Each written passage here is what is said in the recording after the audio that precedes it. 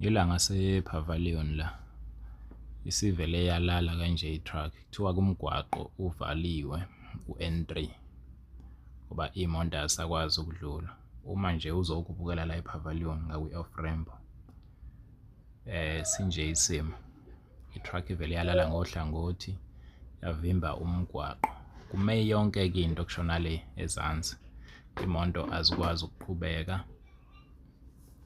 ngenxa umgwaqo obumanzi. Akwaziyo ukuthi yini-ke ephazamise umshayeli we-truck njengoba i-truck igcine isilala kanje ngohlangothi ngoba umgwaqo lo ovulekile futhi okungekho ukuthi kungase kube imbangela ukuthi kube nje ilayishe iy'moto ezintsha.